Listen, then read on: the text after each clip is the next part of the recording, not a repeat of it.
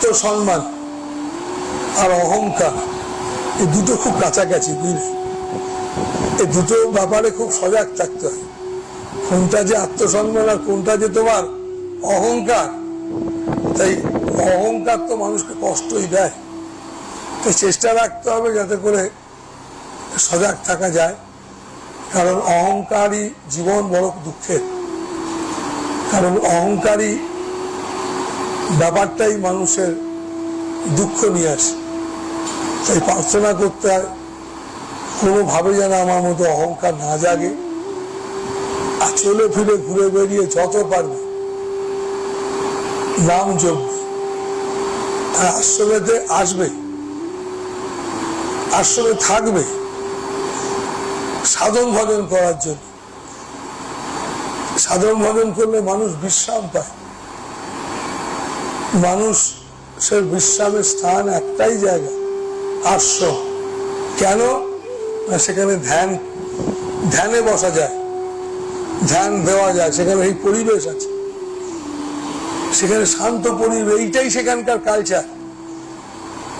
তার জন্য মানুষকে মাঝে মাঝে আশ্রমে আসতে হয়, থাকতে হয়, থেকে এরকম একটা পরিবেশে বেশ কিছুক্ষণ নিজেকে ডুবিয়ে রাখতে হয়। নিজের মনকে, নিজের ইচ্ছাকে এসবের মধ্যে ভরিয়ে রাখতে হয়। তাহলে কি হয় না, একটু একটু করে এনার্জি আসে। কেন এনার্জি আসে? না এনার্জি আসে কখন? যখন বিশ্রাম পায়। তোমার সমস্ত কিছু বিশ্রাম পেয়েছে।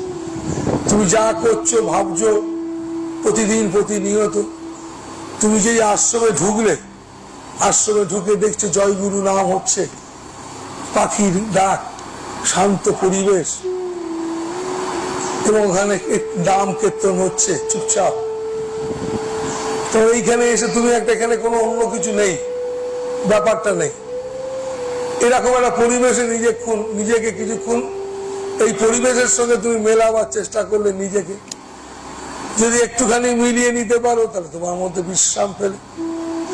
তুমি যেগুলো ভাবছিলে সেগুলো আর এলো না, সেই সমস্ত ক্লান্ত সেরকম একটা মানসিকতা থেকে তুমি বেরিয়ে। তো সেই কারণে বাবা মায়েরা সুযোগ পেলে আশ্রমে আসবে। এই আশ্রম তোমাদের জন্য, এখানে জপযজ্ঞ হয় তোমাদের জন্য, ব্রত পালন হয় তোমাদের জন্য। কেন? তোমাকে ভালো থাকতে গেলে, ভালো থাকতে গেলে এই মাদুলি ফাদুলি তো হবে না।